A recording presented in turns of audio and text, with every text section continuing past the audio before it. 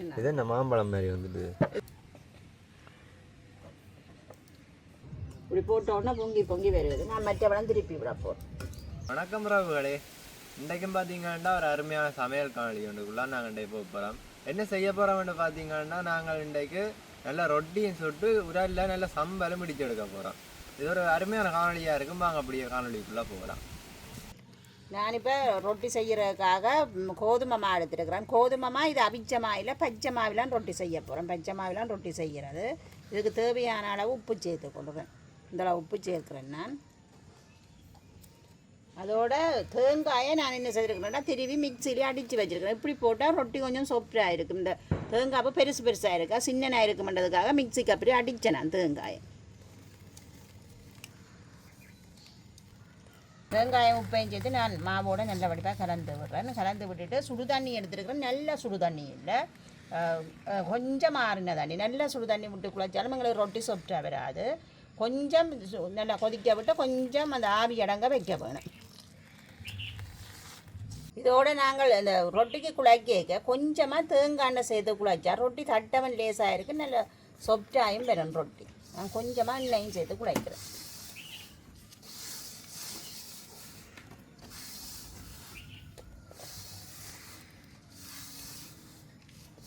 ரொட்டி வந்து மகன் தான் நெடுக கேட்டுக்கொண்டு இருந்தேன். நான் ரொட்டி செய்கிற குறைவு. அப்போ இன்றைக்கு அவருக்கு ரொட்டி செய்து கொடுக்க மாட்டேட்டு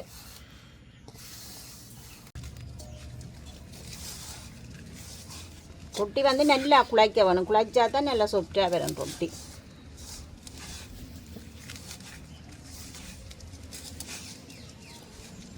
நாங்கள் குழைக்க ஒரு சொட்டு எண்ணெய் விட்டு குழைச்ச மாட்டா. சட்டியிலையும் முட்டாது, கையிலையும் முட்டாது. நல்ல ரொட்டிக்கு நல்ல நீட்டாக இந்த சொப்டாயும் வரும், தட்டைகளையும் நல்ல நீட்டாக வரும். எனக்கு மாக்குள்ளைக்கு ஆசையாக தான் கிடக்கும். ஆனால் குழைச்சி எடுத்து அம்மா ரொட்டியும் சுட விட்டுருவா. இப்போ மகன் தான் உருண்டை பிடிக்க போகிறார். நான் இப்போ உண்டு பிடிச்சி காட்டி போட்டு சம்பளுக்கு ரெடி பண்ண போகிறேன்.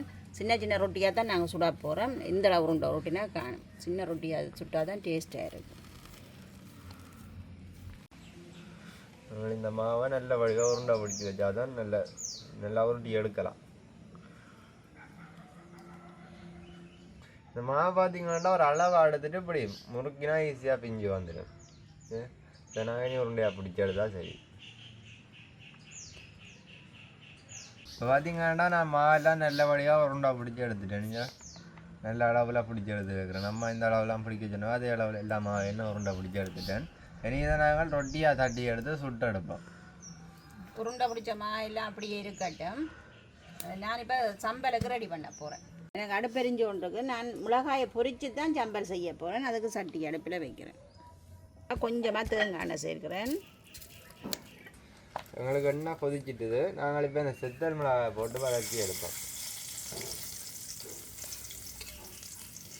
நாங்கள் இதோட கருவேப்பிலையும் சேர்ப்போம்.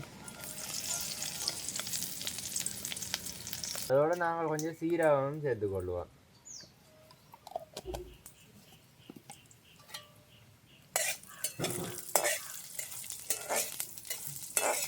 இப்போ ரொட்டி சுடுறதுக்காக ரொட்டி கல் அடுப்பில் வைக்கிறேன். நாங்கள் ரொட்டி கல்லை தூக்கி அடுப்பில் வச்சுட்டோம். அது சூடாக நேரத்துக்கு நாங்கள் சம்பல் அடித்து எடுப்போம். அப்போ சம்பல் அடிக்கிறதுக்கு நாங்கள் இந்த செத்தல் மிளகாயை போட்டு முதலாக அடித்து எடுப்போம். நாங்கள் இடிக்கத்தான் போகிறோம். இந்த மிக்சியில் அடிக்கல, இடிக்கிற சம்பல். இடிக்கிற சம்பல் ஒரு தனி டேஸ்ட்டாக இருக்கும்.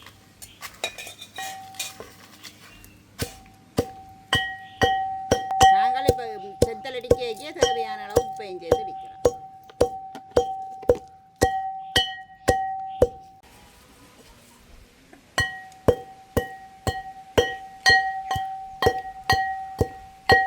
செத்தல் மிளகா நல்ல வடிவாக அடிபட்டுடுது. இனி நாங்கள் இதோட வெங்காயத்தை சேர்த்து அடிப்போம்.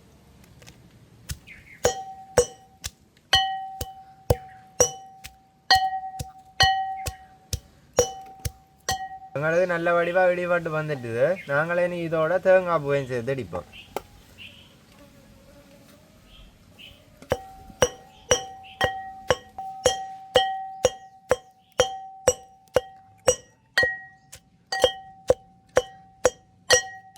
இப்போ நாங்கள் மாவை நல்ல வடிவாக உருட்டி எடுப்போம். எங்களை இதில் உருட்டைக நல்ல இந்த மொத்தமாக வராது. ஆயிலும் மெல்லு சாயம் உருட்டினா சுடையிடாது. அளவாக நாங்கள் எங்களுக்கு ஏற்ற மாதிரி நாங்கள் உருட்டி கொள்ளலாம்.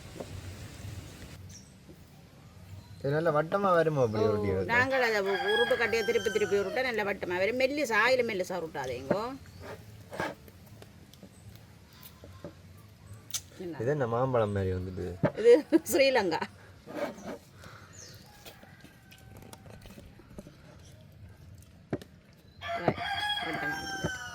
மொத்தத்தில் தான் தட்டி இருக்கிறோம். கல்லுக்கெல்லாம் மண்ணை பூசி ரெடியாக இருக்குது. நான் கல்லில் போடுறேன். எங்களுக்கு நல்ல நாங்கள் மிக்சியில் அடித்து தான் தேங்காய் பூ எல்லாம் போட்டு குழச்சி நாங்கள் பாருங்கள் நல்லா சொப்டாக நல்லா பொங்கி பொங்கி வருது. எங்களுக்கு மென்மையான ரொட்டியாக வரும். இது நல்லா இருக்கும். இது உங்களுக்கு கொஞ்சம் மொத்தமாக விருப்பம்னா மொத்தமாக தட்டலாம். நாங்கள் கொஞ்சம் மெல்லிஸாக தட்டி இருக்கிறோம். ஆயிலும் மெல்லிஸ்லேயே அளவாக தட்டி இருக்கிறோம். விருப்பத்துக்கு ஏற்ற மாதிரி இதை செய்து கொள்ளுறோம். நாங்கள்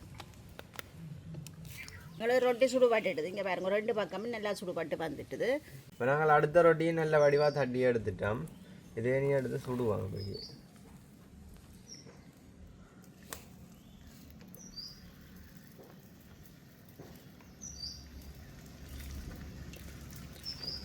எங்களுக்கு இந்த ரொட்டியும் இங்கே வாங்க நல்ல வடிவாக பொங்கி வந்திருக்கு. இதை இப்போ சுடுபாட்டுக்கு திருப்பி விடுவோம்.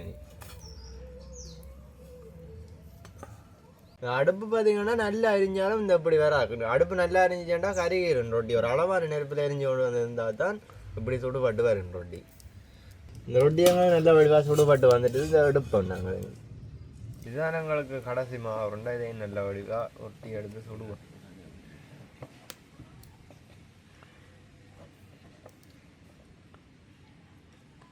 உருட்டுறேன்டா ஆக்களுக்கு விருப்பமாக உருட்டு வேணும். ரொட்டி தட்டுறதை விட உருட்டுறது லேசாக இருக்குங்க.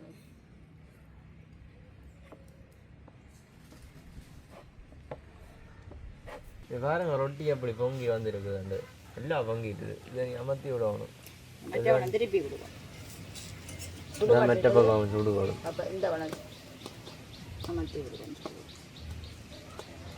இப்படி போவாரு. எங்களுக்கு நல்லா சொப்டாகி நல்லா பொங்குது ரொட்டி. இங்கே இப்படி போட்டோன்னா பொங்கி பொங்கி வருது. நான் மற்ற பழம் திருப்பி விட போகிறேன். அப்பளம் மாதிரி வருது.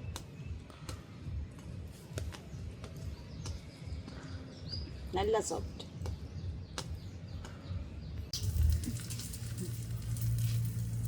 அவிசல் நான் பெரிய ரொட்டி வேணும் மட்டும் பெருசாக தட்டினேன். வேறு கொஞ்சமாக எண்ணெய் தெளிச்சு தான் நாங்கள் ரொட்டியை போட வேணும். அப்போ தான் கருகாது. போடுங்க. நாங்கள் இப்போ உடலில் இடித்த சம்பளோட சேர்த்து சாப்பிட்டு பார்ப்போம் இப்படி இருக்காண்டு.